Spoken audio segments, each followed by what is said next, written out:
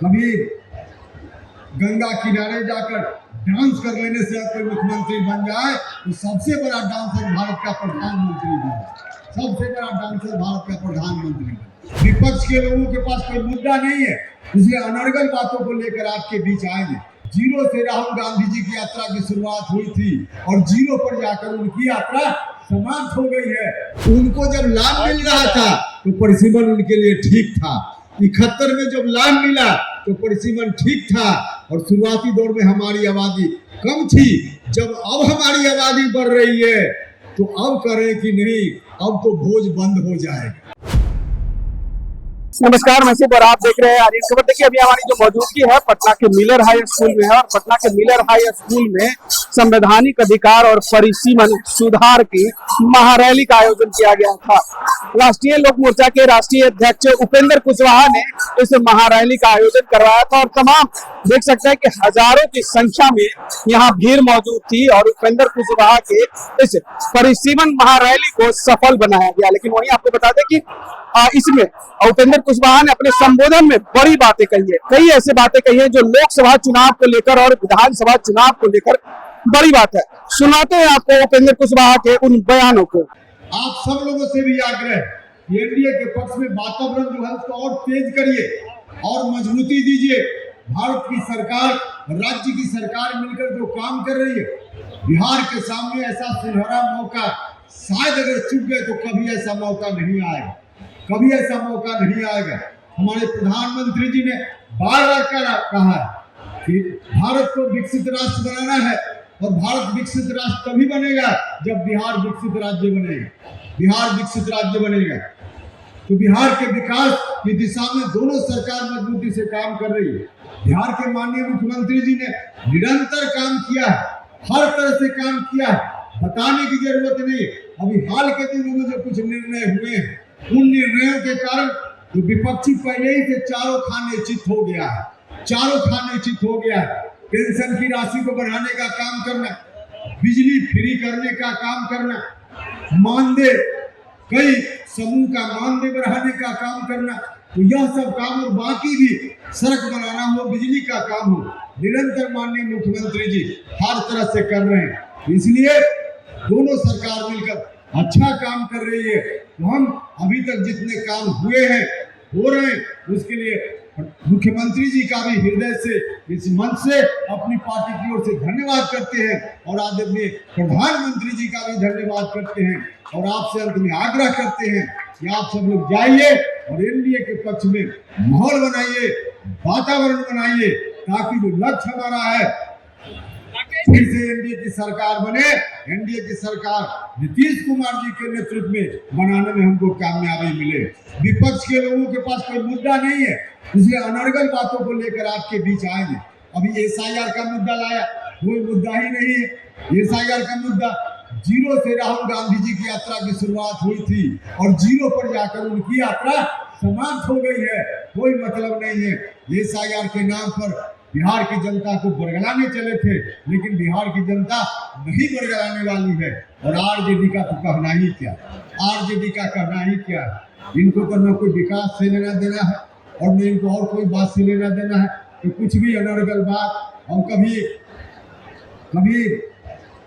गंगा किनारे जाकर डांस कर लेने से कोई मुख्यमंत्री बन जाए तो सबसे बड़ा डांसर भारत का प्रधानमंत्री बने, सबसे बड़ा डांसर भारत का प्रधानमंत्री बने।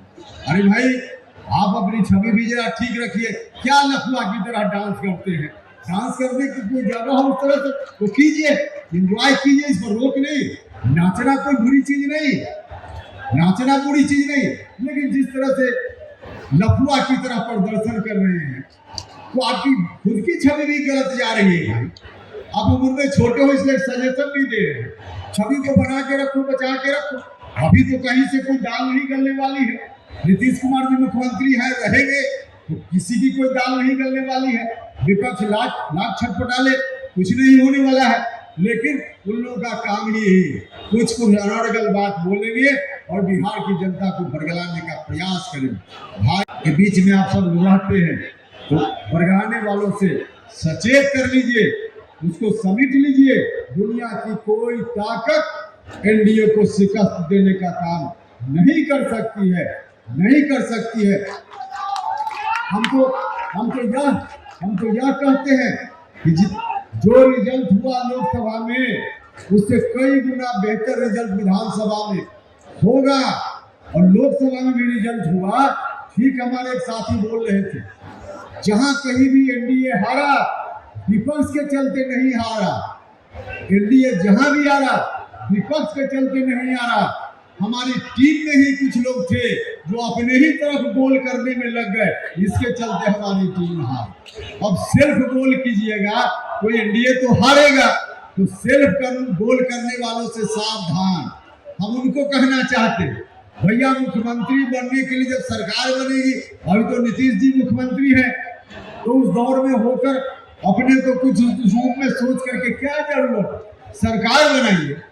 सिर्फ अपने टीम के लिए गोल मत कीजिए, अपने टीम के तरफ ही गेंद को मत भेजिए। मजबूती शिकार हुए, हमारे यहाँ विकास की गाड़ी अवरुद्ध हो गई। हम शिक्षा के क्षेत्र में पिछड़ गए, वहाँ विकास की गाड़ी आगे बढ़ते रही। वहाँ जो विकास का काम अभी भी ज्यादा देख रहे हैं, उसके पीछे भी ऐतिहासिक कारण है। उनका विकास ज्यादा हुआ, उनके यहाँ शिक्षा का प्रसार ज्यादा हुआ, ऐतिहासिक कारण से हमारे यहाँ इसका अभाव रहा। तो उनकी आबादी जब बढ़ रही थी, तब तो 61 में तो परिसीमन रोकने की बात उन्होंने नहीं की। उनको जब लाभ मिल रहा था तो परिसीमन उनके लिए ठीक था। 71 में जब लाभ मिला तो परिसीमन ठीक था, और शुरुआती दौर में हमारी आबादी कम थी। जब अब हमारी आबादी बढ़ रही है, तो अब करें कि नहीं, अब तो भोज बंद हो जाएगा। मतलब कि जब पंगत में बैठकर वहां के लोग भोजन कर रहे थे, तब तो पंगत जारी रहे, उनकी भी कोशिश थी। जब उनका पेट भर गया, जब हमारी बारी खाने की आई, तो कहते हैं कि अब पंगत बंद कर दो, अब भोज ही बंद हो जाएगा। तो भाई और मित्रों, ये आबादी वाला जो तर्क है, पूरी तरह उनका गलत तर्क है। शुरुआत में उनकी आबादी बढ़ी, अब हमारी आबादी बढ़ रही है। उनको लाभ पहले मिला, अब हमको लाभ मिलना चाहिए। और जहां तक सरकारी उपाय से आबादी के नियंत्रण की बात है, तो यह भी उस रूप में नहीं है जिस रूप में सामान्य तौर पे उसका अर्थ लगाया जाता है।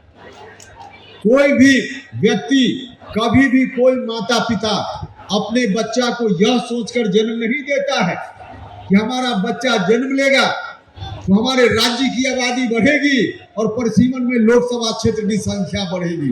यह सोचकर कोई अपने बच्चों को जन्म नहीं देता। यह बात ठीक है कि जनसंख्या वृद्धि को रोकने का काम करना चाहिए। जनसंख्या वृद्धि एक बड़ी समस्या है, संसाधन सीमित है, जनसंख्या बेतहाशा बढ़ रही है, इसको रोकने का काम करना चाहिए। लेकिन यह सरकारी उपाय से नहीं रुक सकता है, यह सोच से। आदमी के अंदर अगर सोच होगी कि 4 बच्चे होंगे तो पढ़ाई लिखाई में दिक्कत होगी, 2 बच्चे होंगे तो पढ़ाई लिखाई में आसानी होगी, कम बच्चा होगा तो विकास परिवार का ज्यादा होगा, ज्यादा बच्चा होगा तो परिवार का विकास कम होगा। जो सोच जब उसके अंदर आएगी, तब जाकर वह सरकारी उपायों का भी उपाय करेगा। तो आपने साफ तरीके से उपेंद्र कुशवाहा के उन बयानों को सुना, जहां उन्होंने कहा कि लोकसभा एक ऐसा चुनाव रहा जिसमें कई एनडीए के ही नेता थे जो अपने ही गोल में गोल कर रहे थे। लेकिन इस बार विधानसभा चुनाव में हम अपील करेंगे ऐसे नेताओं से कि इस तरीके का काम नहीं करे, और आने वाले जो विधानसभा चुनाव में है उसमें नीतीश कुमार और प्रधानमंत्री मोदी का और खुद उपेंद्र कुशवाहा के और तमाम एनडीए के गठबंधन के दलों के हाथ मजबूत करे। अब देखना होगा कि आने वाले 2025 के चुनाव में जनता का मत किस तरीके से रहता है, और परिसीमन की जो बात कर रहे हैं वो परिसीमन किस तरीके से होता है। बने रहिएगा इसी तमाम खबरों के साथ, देखते रहे आर्यन खबर। फिलहाल के लिए बहुत बहुत शुक्रिया।